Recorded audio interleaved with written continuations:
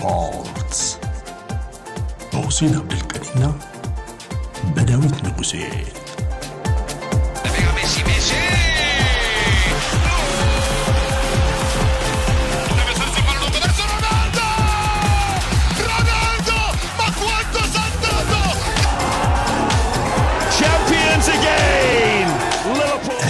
HD Sports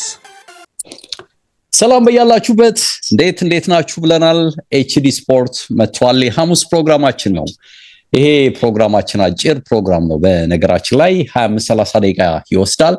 ከሰዓት እንደመሆኑ ደግሞ እንግዲህ ዛሬ ከሚደረግ ጨዋታ የአርሰናልና የብሬንትፎርድን ጉዳይ እናነሳለን። የጨዋታ እንግዲህ የለንደን ደርቢ ቢሆንም ከአርሰናል ሜዳ ውጪ የሚደረግ ጨዋታ ነው። ምን ተጽዕኖ ይዞ ይመጣል እናነሳለን። ሲቲ ትናንት ጨዋታ አድርጎ እንግዲህ የነጥብ ልዩነቱን 3 አድርሶታል። ይሄው የነጥብ ልዩነት ተጠብቆ ይቀጥላል ወይስ እንደነበር ወደ 6 ይሄዳል የሚለውን ከዛሬው ጨዋታ አንፃር እንዲሁ የትናንቱንም ጨዋታ እየዳሰስን የምናነሳ ነው የሚሆነው። እንግዲህ ማክሰኞ ዕለት ዩናይትድም ቼልሲም ነጥብ እየጣሉበት ሁኔታ አለ። ትናንት ግን ሊቨርፑል ማሸነፉ ደግሞ ወደ ላይ የመምጣት እድሉን በተለይ በነጥብ መቀራረብ ረገድ የተለየ ነገር እንዲፈጠር አድርጎታል። ይሄ ማለት እንግዲህ ከዩናይትድ የ3 ነጥብ ከቼልሲ ደግሞ 2 ነጥቦች ብቻ እንዲርቅ እድል የፈጠረለት ሆኗል። የቻምፒየንስ ሊግ ተሳትፎ የሚደረገው ፉክክርም ከዚህ በኋላ ጠንከር ብሎ ሊቀጥል እንደሚችል ግምት መውሰድ ይቻላል። እንግዲህ በተወሰነ መልኩ የትናንት ጨዋታዎችን እንዲሁ የዛሬውን የአርሰናል ጨዋታ ማዕከል አድርገን ቆይታችን በሚኖሩን ደቂቃዎች የሚቀጥል ነው የሚሆነው። በአካል እንጋብዛለሁ። በአካል እንዴት ነህ ብያለሁ። አለን እንዴት አለ አድማጭ ተመልካቾቻችን እንዴት ናችሁ ብያለሁ። ተገናኝተናል። እንግዲህ ሲቲ በቀደም ሊቨርፑል ላይ ያገኘው ድል ለተሻለ ነገር ሊያነሳሳው ይችላል የሚል ግምት ሰጥተን ነበር። በተለይ በጥቂት ሳምንታት የሚኖሩት ጨዋታዎችን ግዝፈት ካየን ከተጋጣሚው አርሰናል አንፃር ራሱ ሲቲ ቀደም ባሉት ጊዜያት ከነበሩት ጨዋታዎች አንፃር ቀለል ያሉ መሆናቸው ሲታሰብ ይሄ ሞመንተምን የጀመርከውን ውጤታማነት በሙሉ ራስ መተማመን ለመቀጠል እድል ይሰጣል በሚል ነበር ሲነሳ የነበረውና ያ የሆነ ይመስላል። በእርግጥ መጀመሪያው 45 ላይ ነው ሁሉ ነገር ያለቀው። ሰከንድ ሃፍ ላይ የተወሰነ መንገጫገጭ እንደተለመደው ሲቲ ቤት ውስጥ ታይቷል። በእርግጥ ጎል አልተቆጠረባቸውም፣ ግን የድካም ስሜት ያው ሁለተኛው 45 ላይ ይወርዳሉ የሚለው ነገር መጥቶ አይተናል። ግን አስደናቂ ድል ነው። አርሰናል ላይ ጫና ማሳደራቸውን አጠናክሮ የቀጠሉ ይመስላል። አጠር አድርገን እስኪ ከጌሙ ጋር የተያዘውን ጉዳይ ነይ ዴቪ ጨዋታ ከመደረጉ አስቀድሞ ብዙዎች የማንቸስተር ሲቲ የኤቲሃድ ጨዋታ ቢሆንም የሆነ መቸገር ሊኖረው ይችላል። ይሄ ወጋሚ ከምትላቸው ቡድኖች አንደኛው ፉልሃም እንደሆነ ይታወቃል ሊጉ ላይ እና ይሄን ነገር ማድረግ ይችላል። ኦፍ ኮርስ ማርኮ ሲልቫና ፔፕ ባላቸው የእርስ በርስ ግንኙነት ፍጹም ብልጫ በፔፕ ይወሰድበታል። ማርኮ ሲልቫ ግን ደግሞ ፉልሃም የትኛውም ሰዓት ላይ ምን እንደሚሆን አታውቅም። ደግሞ አፍሪካ ዋንጫ ላይ የነበሩ ተጫዋቾችን ወደ ቋሚ ያስተላለፉ አስገብቶ የሚጀምርበትም እንቅስቃሴ ስለሆነ ያ አይነት ውጤት እና ምናልባት ለአርሰናል ሳይድ የሚያደርግ ነገር ሊከሰት ይችላል። ማንቸስተር ሲቲ ራሱ ዛሬ አርሰናል ጨዋታውን ከማድረጉ አስቀድሞ ነጥብ ሊጥል ይችላል ወይንም ደግሞ ሙሉ 3 ነጥብ ያገኛሉ የሚለው የብዙዎች ጥያቄ ነበረ። ግን ማንቸስተር ሲቲ ለዚህ ጥያቄ ምላሽ ለመስጠት የመጀመሪያውን 45 ደቂቃ በአግባቡ ተጠቅሞታል። በተለይም ደግሞ ሴሜኒዮ ደንበኛ ግብ አስቆጣሪ ሆኗል። ፔፕ የሰጠውን እምነት በደንብ ይሄ ተጫዋች እየካሰው እንዳለ የሚያሳይ አይነት ጎል ነው። ልክ አንድ አጥቂ የሚያስቆጥረውን አይነት ጎል በትናንቱ ጨዋታ አስቆጥሯል ማለት ይቻላል። ኒኮ ኦራሊ 30ኛው ደቂቃ ላይ ግብ ሲያስቆጥርም አመቻችቶ ያቀበለው እሱ ነውና ኦራሊ እንዴት አይነት አስደናቂ አጨራረስ በጣም ከጠባብ አንግል ግቡን ቺፕ አድርጎ ያስቆጠረበትን መንገድ ታያለህ። ደግሞ በቅርቡ የጎል መንገዱ ጠፍቶበታል ሲባል አሁን ወደ ጎሉ በደንብ የተመለሰው ሃላንድ ደግሞ ራሱ ሃላንድ መሆኑን የሚያሳይ አስደናቂ ይሄ የግቡን አንግል እንዴት እንደሚያቀው ዴቭና ቀላል የሚመስል ግን ደግሞ በጣም ምርጥ የምትለውን አይነት ግብ ሃላንድ በትናንትናው ጨዋታ አስቆጥሮ እንግዲህ 3-0 የመጀመሪያው አጋማሽ ተጠናቋል። ሲቲ በብዙ መልኩ ተጨማሪ የግብ ዕድሎችም ነበሯቸው ብለህ ማንሳት ትችላለህ። 3-0 ብቻ ከዛም በላይ የሚሆንበት ዕድል ነበረ። ሁለተኛው አጋማሽና ማንቸስተር ሲቲ አሁንም ምናልባት ዴቭ እንደው የተለየ ሪሰርች ነገር አልተመለከትኩም ግን ምናልባት ቡድን ውስጥ ያሉ ተጫዋቾች እድሜያቸው የገፋ ስለሆነ እንደ ቤርናርዶ ሲልቫ አይነት ተጫዋች ኦፍ ኮርስ ሃላንድ ብዙ ፕሬስ ላይ ያደርግ ይችላል ተቀይሮም ወጥቷል ፔፕ ነበር እንግዲህ ሜቢ ያሉት ቡድን ውስጥ ያሉት ተጫዋቾች እድሜያቸው ስለገፋ ነው ልትል ይችላል ራሱ ሮድሪ ቀላል አይደለም ቤርናርዶ ሲልቫ ቀላል የምትለው አይደለም እንደ ሩበን ዲያዝ አይነት ተጫዋች አለ እና ከእድሜ አንፃር ነው ምንድነው ሰከንድ ሃፍ ቡድኑ እንደዚህ እንዲወርድ የሚያደርገው የሚለው ነገር እና ደግሞ ፈርስት ሃፍ ላይ ሁሉንም ነገር ይጨርሳሉ ጉልበታቸውን ይጨርሳሉ ወይ ብለ እንድትጠይቅ የሚያደርግ ሰከንድ ሃፍን ነው የዚህኛው ግን የሚለየው በ2026 ለመጀመሪያ ጊዜ ግብ ያስቆጠረው ቤርናርዶ ሲልቫ ሊቨርፑል ላይ ነበረ ከዛ ሁለተኛም ግብ አከሉና የ2026 ሁለት ግቦችን አስቆጥሮ በሰከንድ ሃፍ የጀመሩበት ነበረ በዚህኛው ግን ግብ ማስቆጠር አልቻሉም ትልቁ ፎይታ ለፔፕና ለቡድኑ ግብ አለመቆጠሩ ብቻ ነው ዴቭ በተለይም የፉልሃም ኳስ በሚይዙበት እና ሲቲዎች ኳሱን በሚያጡበት ሰዓት ሰፋፊ ቦታዎች ነበሩና በእንደ ሃሪ ዊልሰን አይነት ተጫዋቾች እድሎችን ለመጠቀም የነበረ ጥረት ይሄ መጨረሻው ግብ ላይ አለመድረሱ ነው እንጂ በሰከንድ ሃፍ ፐርፎርማንስ ሲቲ ደካማ ነበረ ብለን ይሄንን ጨዋታ ማንሳት ይቻላል ግን በምንም በየትኛው መንገድ ይሁን ፈርስት ሃፍ ባስቆጠሯቸው ጎሎች አሸንፈው መሪው አርሰናል ላይ በደንብ ጫና እየተሰማው አርሰናል ዛሬ ወደ ሜዳ እንደሚገባ ምንም ጥርጥር የለውም እንደዚህ አይነት ድልን አስመዝግቧል ማለት ነው የሚቻለው ማንቸስተር ሲቲ ፔፕ እንግዲህ ደጋግሞ ሲሰጥ የነበረው ሲቸገር ቡድኑ እኔን ለመመዘን ወይም ደግሞ ቡድኑን ለመመዘን የተጎዱ ተጫዋቾች እስኪመለሱ ጠብቁ ነበር ሲለን የነበረው ደጋግሞ አይደል እንግዲህ በተወሰነ መልኩ የተጎዱ ተጫዋቾቹ እየተመለሱለት ነው ግን ለኔ አሁንም ለፔፕ ስኬት በተለይ ለሰሞኑ መሻሻል ቁልፉ የሁለቱ ተጫዋቾች ግዢ ይዞት የመጣው ለውጥ ነው ባይኔ በግሌ በትልቁን ድርሻ ይወስዳል የጠቀስከው ሴሜኒዮ እንግዲህ ከዋንጫ ጋር የተለየ ታሪክ የለውም በአጥቂነትም በመስመርም እየተጠቀመበት ነው ግን እዚህ ክለብ ከመጣ በኋላ ሁሉም ተጫዋቾች እንኳን በተቸገሩበት ወቅት ጎሎችን እያገኘ ነው የተጫዋች እንደመጣ ነው ወዲያው ተጽዕኖ ፈጣሪ ሆነውና 8 ጨዋታ አድርጎ 5 ጎሎች ማግኘት በጣም ከባድ ነው በተለይ ደግሞ እሱ ጎሎች ያገኝባቸው የነበሩ ሰዓታት ሁሉም የተቸገሩ በተለይ ወሳኝ የምትላቸው እንደ ሃላንድ እንደ ፈደን የመሳሰሉት ቁልፍ ተጫዋቾች የተቸገሩበት ወቅት መሆኑን ስታይ የሲቲ እንግዲህ ጡንቻውን በደንብ በቃ የፈለገውን ተጫዋች ማግኘት ይመቻል በገንዘብ ያለ መቸገርን ምናምን ልታነሳ የምትችልበት እድል በጣም ትልቅ ነው ብዬ መናገር ይችላል ከሁሉም በላይ ግን የሰሞኑ መሻሻል በተለይ በሊቨርፑልም ጨዋታ ላይ የነበረውን ቁልፍ ሚና ካየ ይሄ የጌሄ መምጣት ያለ ጥርጥር ለሲቲ መሻሻል ምናልባትም እንግዲህ ወደ ዋንጫው ጉዞ ከዚህም በኋላ በስፋት ቢንደረደር አርሰናል ላይ ጫና ቢያሳድር ጫናው ከፍ ብሎም ደግሞ ቀድሞም የሚሄድና ዋንጫውን የማንሳት እድል ውስጥ ቢገባ ምንም ጥርጥር የለውም የዚህም የተከላካይ መስመር ተጫዋች መፈረም ቁልፉ ምክንያት ሊሆን እንደሚችል ማመን ይቻላልና ሁለቱም የጠቀስናቸው ተጫዋቾች በሊጉ እንግዲህ የተፈተኑ በቀጥታ መተው ቡድን ውስጥ ወዲያው በሚባል ደረጃ ተጽዕኖ መፍጠር የቻሉ ተጫዋቾች ናቸውና ይሄ የሲቲ የሰሞኑ ቀና ማለት አንዱ ትልቁ ለውጥ ነው በርግጥ የዲያዝ መምጣትን አይተናል ከጌሄ ጋር ትናንት ተጣምሮ የተጫወተው እሱ ነው የሚገርም ስራ ቦታው የነበረ ያዩት የነበረው ይሄንን ጌምና ፈርስት ሃፍና ሰከንድ ሃፍ የነበረው እንዳልከው ነው ብላክ ኤንድ ዋይት የነበረ ጌም ነው ፈርስት ሃፍ የነበራቸው የፓስ ኳሊቲ በቀጥታ መሐል ለመሐል የሚሄድ የማስጨነቅ ፕሬስ የማድረግ ኳሊቲን አይተናልና በተለይ ሁለተኛው ጎል ላይ እኮ 22 ተች 9 ፓሶች በጠባብ ስፔሶች ላይ እነ ሲልቫ እነ ፋደን እነ ኑኔ ያደረጓቸውን አይተህ በመጨረሻ ጎል የተቆጠረበትን መንገድ ስታይ ምን ያህል ፔፕ ድሮ የሚወደው የሚታወቅበት ያ የአስፈሪው ሲቲን ባህሪ በደንብ የተገለጠበት ጎል እንደነበረ ነው ያስተዋልኩትና ያለ ጥርጥር የነዚህ ተጫዋቾች ሁለቱ ተጫዋቾች መምጣት ቡድኑ ላይ ይዞት የመጣው ተጽዕኖ እንዳለ በግልጽ ይታያልና በሂደትም ቢሆን ተከላካይ መስመሩ ላይ እነዚህ ልምድ ያላቸው እንደ ዲያዝ አይነት መኖራቸው አሁን ደግሞ ቀስ እያለ እንግዲህ የሰከንድ ሃፍ ላይ መውረድ ነገር ቢኖርም ሮድሪ ራሱ ለማግኘት ጥረት እያደረገ እንዳለ በተለይ በገባባቸው ሰዓታት ፈርስት ሃፍ ላይ የሚኖረው ተጽዕኖ ከፍ ሊል እንደሚችል እያየን ነውና ቡድኑ ሞር ዶሚኔት እንዲያደርግ ጨዋታዎችን እንዲቆጣጠር ሞር አግሬሲቭም ቢሆን ተጽዕኖ ፈጣሪም ቢሆን ይሄ ተጫዋች ሚናው ከፍ ብሎ እያየን ነውና የሲቲ መምጣት ቤዚክሊ እኔ በተለይ ካደረጋቸው ዝውውሮች ገበያ ውስጥ ያለ ጥርጥር ከመግባቱ ጋር የተያዘ የፋይናንስ አቅሙ በዚህ ላይ ደግሞ የመጡት ልጆች ደግሞ በቀጥታ ተጽዕኗቸው ትልቅ መሆኑን ነው በተጨባጭ እያዩ ያለሁት እና ግን የገረመኝ ነገር የዚህ ኦሬሊ የሚባለው ልጅ እንግዲህ ስንት አይነት ሚና ነው እየሰጠው ያለው በጣም ነው የገረመኝ እንግዲህ ይሄ ልጅ መስመር ነበረ ሲንቀሳቀስ ከዛ ወደ ኋላ ተከላካይ ከግራ እንዲነሳ አደረገው አሁን ደግሞ በዚህ በ4-2-2 ፎርሜሽን ላይ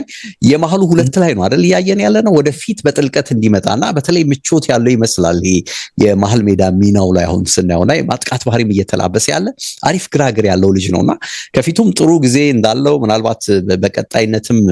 ከፋደን ከሼሪኪ ከራይንደርስ ጋር ለዚህ ቦታ በደንብ መፋለም የሚችል አይነት ተጫዋች እንደሆነ ታያለና አንዳንዴ ፔፕም የሚያመጣቸው ተጫዋቾች የሚያይበት መንገድ ተጫዋቾችን የተለያየ ሚና ሰጥቷቸው ገና እንግዲህ ከለጋድሚያቸው ጀምሮ ወደ ትልቅ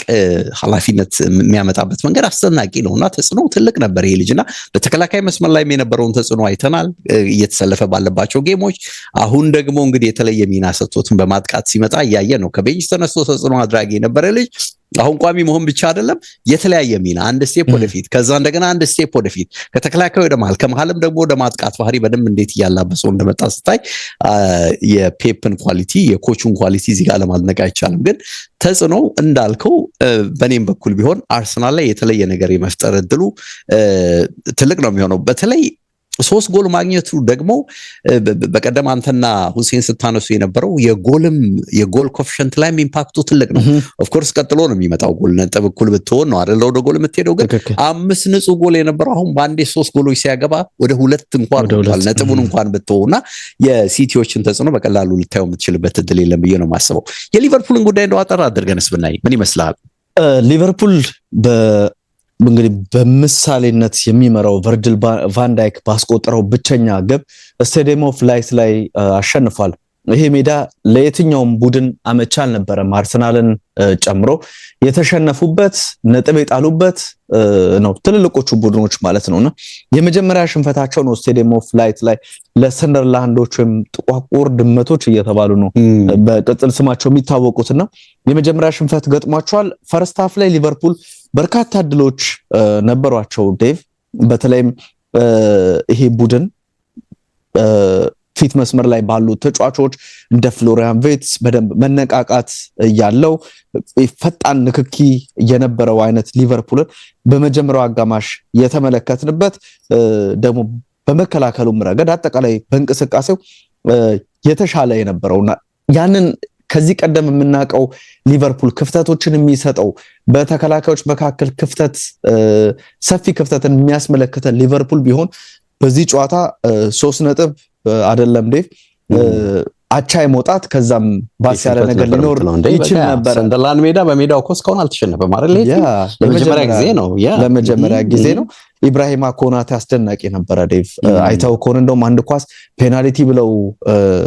አይቀው ነበር በቪአር የታየውን አጋጣሚ ስታይ ኢብራሂማ ኮናቴ ከዋና አጥቂያቸው ከብሪያን ብሮምቤ ጋር የነበረው የአንድ ለአንድ ግንኙነት ሁሉንም በሚባል ደረጃ ኢብራሂማ ኮናቴ አሸናፊ ሆኖ ነበር እንግዲህ ሊቨርፑል አሁንም የቀይ መስመር ተከላካይ ችግር አለበት ባለፈው ስናነሳ የነበረው እንደ ጎሜዝ አይነት ተጫዋች በዚህኛው ጨዋታ መጣ እንጂ ዶሚኒክ ሶቦስላይን እዛ ላይ የማሰለፍ ነገር ነበረ ደግሞ ቀድሞ የነበረው ተጫዋች ኮነር ብራድሊ ተጎድቷል ደግሞ በትናንቱ ጨዋታ ያሰለፉት ዋታሩ ኤንዶም ተጎድቶ ከሜዳ ተቀይሮ ወጥቷልና ይሄ ቡድን አሁንም እዛይ ቀኝ ቦታ ላይ ችግሮች ከዚህ በኋላም ሊኖሩ እንደሚችሉ አሁን የሶቦስ ላይ ቀጣይ ጨዋታዎችም ያመልጡታልና ስለዚህ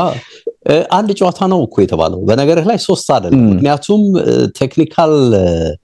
ምንድነው ይሄ አደገኛ ፋውል ስላልሆነ በሚል ቀዩ በአንድ ጨዋታ እንደሚታለፍ ሲወራ ይሰማው ይመስለኛል እንግዲህ እርግጠኛ አይደለም ጎግል እናረጋው እንችላለን ግን በመረጃ ረገድ ከዚህ ጋር የተያዘ ሐሳብ በቀጥታ ሬድም ቢሆን አደገኛ ታክል ባለመሆኑ ወይም ጥፋቱ በተጋጣሚ ተጫዋች ላይ ያደረሰው የተለየ ጉዳት ባለመኖሩ ይመስላል ወደ አንድ ጨዋታ ነው የሚወርደው የሚል ነገር ስሰማ ነበር። በእርግጥ ይሄ ነው ወይ እንግዲህ ማየት ያለብን ይመስለኛል። ግን የቬትስም እንደተለመደው አስደናቂ መሆን የቀጠለበት ጨዋታ ነበር አይደል? ይሄ ጨዋታ ብዙ መገናኛ ብዙሃንን ስከታተል ይሄንን ጉዳይ ሲያነሱ ሰምቻለሁ። ትክክል ቅድም እንዳነሳ ነው የመጀመሪያው አጋማሽ ላይ እድሎችን የመጠቀም ነገር እንደ ፍሎሪያን ቪርትዝ የመጨረሻዎቹ ንክኪዎቻቸው እጅግ የሚገርሙ ናቸው። አሁን ሊቨርፑል ይሄ ኳስና መረብን ኢቭን አሁን ግብ እያስቆጠረ ነው እንጂ ዴቭ ባለፈው ጨዋታ ራሱ አይተዋል። ኡጎ ኤኪቲኬ ይሄ በግንባሩ ግቦች ያስቆጥራል፣ ግን በጣም ወሳኝ የሆኑ ሞመንቶች ላይ ሲያመከን ዛሬም አሁን ያመከነውን ኳስ ማየት ይችላል። ባለፈው የሲቲው ጨዋታ ላይ ያንን የግንባር ኳስ አስቆጥሮ ቢሆን ኑሮ ብለህ እንድታስብ የሚያደርግህና የሚያስቆጭ አጋጣሚዎችን የሚያመክንበት ነገርን በዚህ ተጫዋች በኩል እየተመለከትን ደግሞ ሁለተኛው አጋማሽ ላይ የቨርጅል ቫንዳይክ ግብ ያን ያክል ከዛ በኋላ ጫና እንዳይፈጠርባቸው አሊሰን ቤከር በቃ አስደናቂ ሴቭ አድርጎ ነው ቡድኑን ይዞ ነው የወጣውና የምትለው አይነት ነገር ከሰንደርላንድ በኩል ገጥሞታል ማለት አይቻልም ዴቭና ለሊቨርፑል እጅግ ወሳኝ የሆነ ድል ነው። ደግሞ አሁን ልዩነቱንም በደንብ ያጠበበበት ጠፋ አካል ድምጽ ጠፋ። አሁን ተመልሰዋል። ያ በቀጣይ እንግዲህ በሚኖሩት እንቅስቃሴዎችም ትልቅ ተጽዕኖ ተብሎ የሚጠበቀው በደረጃ ሰንጠረዡ የሁለቱ ቡድኖች ነው። ከቼልሲ ጋር ያላቸው ልዩነት 2 ነው። ከማንቸስተር ሲቲ ጋርም ደግሞ ያላቸው ከማንቸስተር ዩናይትድ ጋር ያላቸው ነጥብ ልዩነት 3 ነው። የአንድ ጨዋታ ሁኔታ ማለት ነው። ስለዚህ ለሊቨርፑል ወሳኝ 3 ነጥብ ደግሞ ትልልቆቹ ቡድኖች ያላሳኩበት ስቴዲየም ኦፍ ላይት ላይ የተገኘ ድል መሆኑ የበለጠ ድሉን ጣፋጭ የሚያደርገው ይመስላል። ያየሁት ነበር የሶቦስላይን ቅጣት የአንድ ጨዋታ ቅጣት መሆኑን ቼክ አድርጌያለሁ። እንግዲህ ያው የጥፋቱ አይነት ነው ይሄንን የወሰነው። የአርሰናልን ጉዳይ ስናነሳ እንግዲህ ዛሬ የሚደረገው ጨዋታ ከወዲሁ ከትናንት ምሽት ጀምሮ የወጣው የዚህ የሃቨርትስ የጉዳት የጡንቻ ችግር ጉዳት ጉዳይ በጣም አሳሳቢ የሆነ ዜና ይመስለኛል እኔ በግሌና ምናልባት ከጨዋታው ጋር በተያያዘ የምታነሳቸው የቁጥር ጉዳዮች ካሉ ወደኋላ የምታነሳቸው ይመስለኛል። ግን አጭር የሚመስሉ ትንንሽ የሚመስሉ ግን በአርሰናል ስኳድ ላይ ተጽዕኖ እያመጡ ያሉ ጉዳቶች ከሰሞኑ ብቅ እያሉ ይመስላል አይደል? የሳካ ኦፍ ኮርስ ቡድኑ አልተጎዳም ወይ የጣለው የተለየ ነጥብ የለም፣ ግን አላገኙትም። ኦዴጋርድ በተመሳሳይ መልኩ እንደሌለ ታያለ። የሜሪኖ እንግዲህ እንደውም ከሜዳ ረጅም ጊዜ ሊያርቀው የሚችል አይነት ጉዳት እንደሆነ አይተናል። ዶማንም ቢሆን ተጽዕኖ ፈጣሪ የሆነ ተጫዋች ነው ብለህ በትልቁም የመሰለፍ እድል አለው ብለህም ባታነሳ የስኳድ ችግር ካለ ግን ይህንንም ተጫዋች ልትጠቀምበት የምትችልበት ተጫዋች ነው። ያም ሆኖ አሁን ደግሞ በውሰት ወደ ማርሴይ ላኩት ኑዋኔሪ ማለት ይሄ ተጫዋች የውሰቱ ሁሉ ሳይጠናቀቅ የመመለስ እድል የለውም በስምምነታቸው ላይ የሰፈረ ነገር ስለሌለ ይሄም ተጫዋች እንግዲህ እዚህ ቡድን ውስጥ ምስ ነው። በተለይ አሁን እዚህ መሃል ሜዳ ላይ የተፈጠሩ ያሉ የተጫዋቾች መጠነኛ ጉዳቶችን ስታይ አሁን የጠቀስኩት በተለይ የሃቨርትስን ጉዳይ ስታነሳ እነዚህ ሁሉ ተጫዋቾች በትንሽ በትልቁ የሌሉበት ሁኔታ መኖሩን ስታይ የአርሰናል ስኳድ በተወሰኑ መልኩ በጉዳቶች እዚህም እዛም የመሳሳት በተለይ ሚድፊልድ ላይ ደግሞ የመሳሳት ነገሮች እየመጡ እንዳሉ ታያለህና ተጽዕኖ ቀላል አይመስለኝም። በተለይ ሃቨርትስ ተጽዕኖና የጡንቻ ችግር አሉት። ኦፍ ኮርስ የቶተናም ጌም ላይ አይኖርም ብለው እስከ ቶተናም ጌም አለመኖሩ እርግጥ ሆኗል። ይሄ ማለት የዛሬው ጌም ያመልጠዋል፣ ኤፍኤ ካፑ ያመልጠዋል፣ የለንደን ደርቢ የቶተናም ጌም የሚያመልጠዋል ያሉት እንግዲህ ባጭሩ የወጣው መረጃ ነውና እንደተፈራው ላይሆን ይችላል ወይም ደግሞ ከዚህም የባሰ ሊሆን የሚችልበት እድል መኖሩን ታሳቢ ታደርጋለህ። እንግዲህ ዴቪድ ኦርንስቲን በተለመደ መልኩ ነው አትሌቲክ ላይ ይህንን መረጃ ይዞት ወጥቶ ያየሁት። ግን የዚህ ተጫዋች መኖርን በተመለከተ አርቴታ ሀሳብ ሰጥቶ ነበር እና ይሄ ተጫዋች መምጣቱ በተለይ በአዲስ አፕሮች ሁለተኛው ምንድነው የፕሪሚየር ሊጉ ጉዟችን ላይ እንግዲህ አሁን በሁለት ምዕራፍ ከፍሎት ነው የሚናገረው አርቴታና እጅግ ጥቅሙ በደንብ ነው የሚታየው ብሎ ነበርና በእርግጥም ጠቃሚ ሊሆንላቸው እንደሚችል ግምት ወስዳለ። በተወሰነ መልኩ የአርሰናልን እንቅስቃሴ ከሰሞኑ አይተህ ከሆነ ይሄ ተጫዋች በመኖሩ ምክንያት ይመስላል በስፋት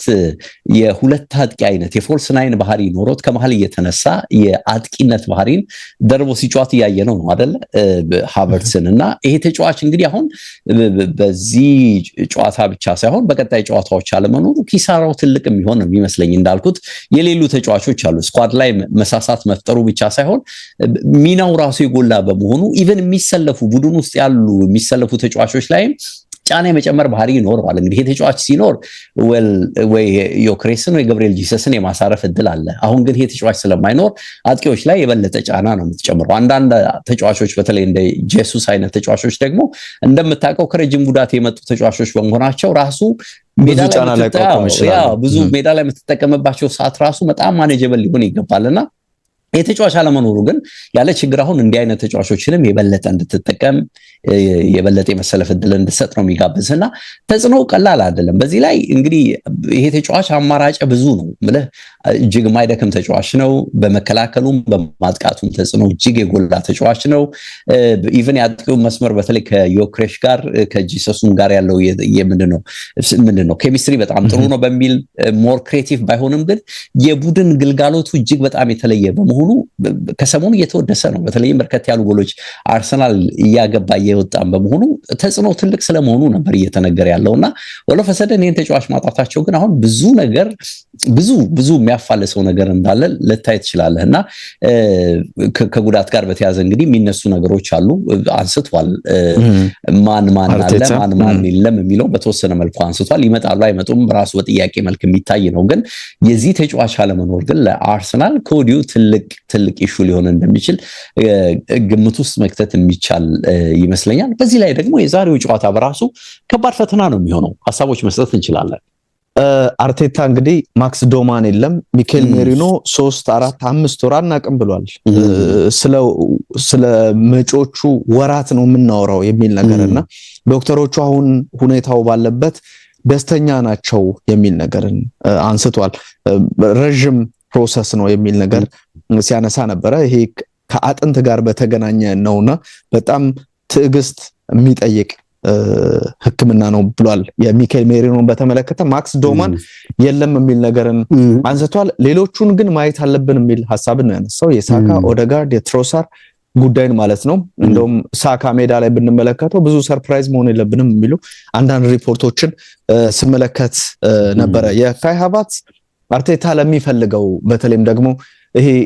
ከደንበኛ አጥቂ ጋር ከቪክቶር ዮኬሬሽ ወይንም ደግሞ ጋብሪኤል ጄሱስም እዛ ቦታ ላይ የሚሰለፍ በ10 ቁጥር ሚና አሁን የኦደጋርድ እንቅስቃሴ በጣም ደካማ ሆኗል በጉዳት እየተቸገረ ነው የፊትነስ ደረጃው ደግሞ ኳስ የሚያዘገየው ነገርም በስቷል ዴቭ ሜዳል እሱ ነገር አለና ያንን ነገር የተወሰነ የሰንደርላንዱ ጨዋታ ብልጭ አለና አሲስት አድርጎለት ግብም ሲያስቆጥር ተመለከት ነው ዮኬሬሽ ይሄንን ኬሚስትሪ አርቴታ ሊሰራበት እንደሚፈልግ ከዛ ጨዋታ አስቀድሞ በነበረ ጋዜጣዊ መግለጫ ላይ ሲናገር ነበር አሁን ያንን ነገር ለቀጣዮቹ ጊዜያት ደግሞ ምን ያክል ጊዜ እንደሚርቅ አይታወቅም እንደሚያጣው ይገመታል ይሄ ጨዋታ ከባድ ነው ዴቭ ምንም ጥርጥር የለውም ብሬንትፎርድ ዘንድሮ ባለፈው ስታነሳ ነበር አርቴታና አርሰናል 10 ጊዜ ኤምሬትስ ላይ አሸንፏል ብለሃል ማንቸስተር ሲቲ 9 ጊዜ ዩናይትድ እና ቪላ ኦልድ ትራፎርድ እና ቪላ ፓርክ ላይ 8 ጊዜ ጂቴ ኮሚኒቲ ስቴዲየም ላይ ወይም የዛ ሜዳ ባለቤት የሆነው ብሬንትፎርድ ደግሞ 7 ጊዜ አሸንፏልና ትልልቆቹ ቁጥሮች ክለቦች ካላቸው ቁጥር ጋር ያን ያክል የራቀ የምትለው አሸናፊነት አይደለምና ይሄንን ቁጥር ብቻ ማየት ከባድ ስለመሆኑ ያሳያል 2021 ላይ ታስታውሳለህ ሊጉ ሲጀመር በመክፈሻው ጨዋታ ሰርጂ ካኞስ የሚባል ተጫዋችና አሁን በአርሰናል የምናውቀው ክርስቲያን ኖርጋርድ ግቦችን አስቆጥረው 2-0 አሸንፈውት ነበር ከዛ በኋላ ያሉ 8 ሙከራዎች 6 በአርሰናል አሸናፊነት 2 አቻን የተጠናቀቁት እንጂ ድል የሚባል ነገር አልነበረም ብሬንትፎርድ ሊጉን ሲጀምር ለመጀመሪያ ጊዜ በታሪኩ አርሰናልን አሸንፎ ነበር የጀመረው 2021 ላይ ከዛ በኋላ ግን ያን ያክል አሳማኝ እንቅስቃሴ አይደለም ዘንድሮ ግን ይሄ ቡድን በጣም መሻሻሎችን እያሳየ ደግሞ ያለፉት 2 ጨዋታዎች ላይ ቪላ ፓርክና ሴንት ጄምስ ፓርክ ነው ሁለቱም ከሜዳ ውጭ የተደረጉ ናቸው ከዛ አስቀድሞ እንደውም ሜዳው ላይ በኖቲንግሃም ፎረስት ተሸንፎ ነበርና የመጨረሻዎቹ 2 ጨዋታዎች ግን እነሱም ብቻ በተመል ዳንጎ ታራ በተለይ ግብ አስቆጥሮ ኒውካስልን ያሸነፉበት ጨዋታ ከዛም በፊት የነበረውን እንቅስቃሴ ስታይ ኢንፎርም ይመስላል ይሄ ቡድንና እውነትም ለአርሰናል ፈተና ይዞ የሚመጣ ቡድን እንደሚሆን ተጠብቃለ። ዮኬሬሽ 2026 ከገባ የሱን ያክል የጎል ተሳትፎ ያለው ተጫዋች የለም። አጠቃላይ 8 ጎል ነው። ይሄንን ተጫዋች እንግሊዝ ሚዲያ አይለቀውም አይደለ ዴቭ? ካስቆጠራቸው 8 ጎሎች 6ቱ አዲስ መጤዎች ላይ ነው ብሎ ብሬንትፎርድ ላይ ማነው በርንሌ ላይ ሰንደርላንድ ላይ 2 ሊድስ ላይ 3 እያሉ እንደዚህ አይነት ቁጥሮችን ሲያነሱ ነበርና ተጫዋቹ ግን በደንብ መሻሻል ላይ እንዳለ አሁንም ይቀራል። የስራ ባህሪው እጅግ አስደናቂ ስለመሆኑ አርቴታ ከዚህም ጨዋታ አስቀድሞ ሲናገር ነበርና ግቦች አሲስቶች ሲኖሩ የበለጠ ኮንፊደንስ እያደገ ይመጣል የሚል ነገር ሲያነሳ ነበር። አርሰናል በመክፈቻ ጨዋታ ያኔ በ2021 ላይ ከ45 ዓመታት በኋላ ነበር ያኔ ሽንፈት ገጥሞት የነበረውና በሃይብሪ ከዛ አስቀድሞ እንግዲህ 1976 77 ላይ ነበር ተሸንፎ የነበረው በእንደ አውሮፓውያን አቆጣጠር። ኢጎር ቲያጎ የዚህ ቡድን ወሳኝ ተጫዋች ነው። በብሬንትፎርድ በኩል ሌቭ ባለፉት 10 ጨዋታዎች 9 ጎሎችን ማስቆጠር ችሏልና ትልቅ ልዩነት ፈጣሪ እንደሚሆን ይጠበቃል። ኮምፓክት ሆኖ የሚጫወት ዳይሬክት ሆነ መንገድን የሚከተል የቆሙ ኳስ ልክ አርሰናል ስጋት እንደሆነው እነሱም ለአርሰናል ስጋት የሚሆኑበት እድል ይኖራል። አጥቂው ኢጎር ቲያጎን ደግሞ ታርጌት ማድረግ በባክ 5 መጫወት በጣም ታክቲካሊ ዲሲፕሊንድ ሆኖ የሚጫወት ቡድንን በዚህ በብሬንትፎርድ በኩል መጠበቅ ያለብን ይመስለኛል። በአርቴታን እና አርሰናል በኩል ደግሞ የአማካኝ ክፍል የበላይነት ለመውሰድ በተለይም የዴክላን ራይስ እና የዙቢሜንዲ እዚህ ጨዋታ ላይ የሚኖራቸው ተጽዕኖ ዴቭ ከፍ ማለት ያለበት ይመስላል። ቀጥተኛ ነው ብሬንትፎርድ። እነዚህ ቀጥታ የሚመጡ ኳሶች መከላከል ወይም መከላከሉ ጋር ከመድረሱ በፊት ቀድሞ የማቋረጥ ስራዎችን በራይስ እንደዚሁም በዙቢሜንዲ መሰራት ያለበት ይመስላልና ቀጥተኝነት ደግሞ እነሱም ለማጥቃት በሚወጡበት አጋጣሚ ያ አርሰናል መልሶ ማጥቃት የሚተገብሩበት መንገድ በደንብ ከፍጥነት ጋር ሆኖ ሳይደራጁ ይህንን ቡድን መቅጣት የሚችል ከሆነ ያንን ነገር ማየት ያለብን ይመስላልና እጅግ ጠንካራ ጨዋታ ምናልባት ትልቅ እርምጃ ልትለው ትችላለህ። በ3 ነጥብ ይህንን ጨዋታ በአርቴታ በኩል የሚጠናቀቅ ከሆነ በጣም እንደ ትልቅ ድል ልንቆጥረው እንችላለን። ከዛ ውጪ ግን እንግዲህ ኦዴጋርድ ሁኔታ ቢመለስ እንኳን እንዳልከው ላይመለስ የሚችልበት ሂደት አለ፣ ማየት አለብን ያለው ነገር አለ። የመሰለፍ እድል ልትሰጥ የምትችለው ለኤዜ ነውና ኤዜ እንግዲህ ከመጣ በኋላ ቀስ በቀስ ከቡድኑ ቋሚነት ወጥቷል። በእርግጥ የሚነሳበት የፊትነስ ኢሹ ነው የሚሉት። ፊትነስ ሲባል በተለይ ወደ ኋላ ተመልሶ አርቴታ በሚፈልገው ደረጃ የመከላከል ብዙ ሜዳ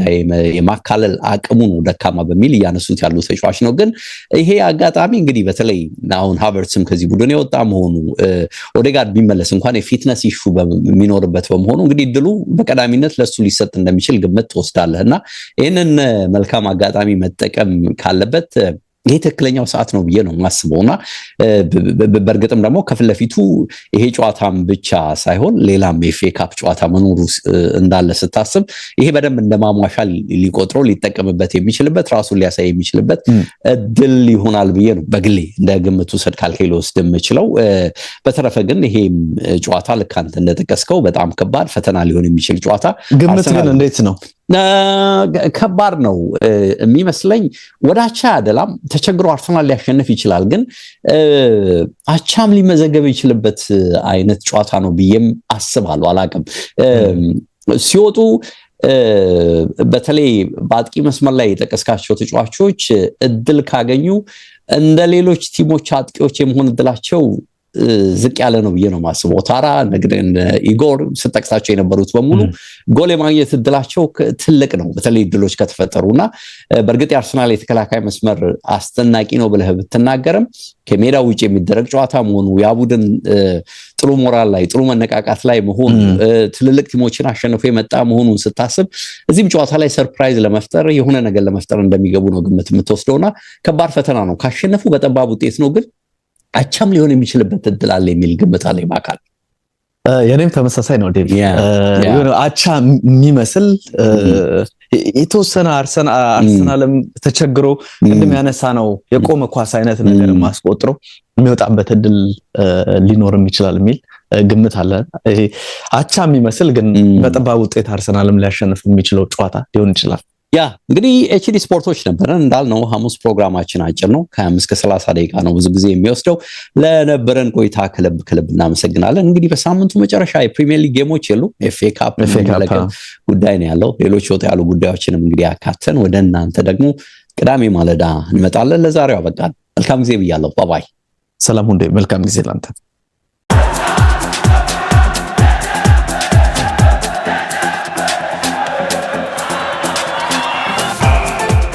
ኤችዲ ስፖርትስ በሁሴን አብዱልቀኒና በዳዊት ንጉሴ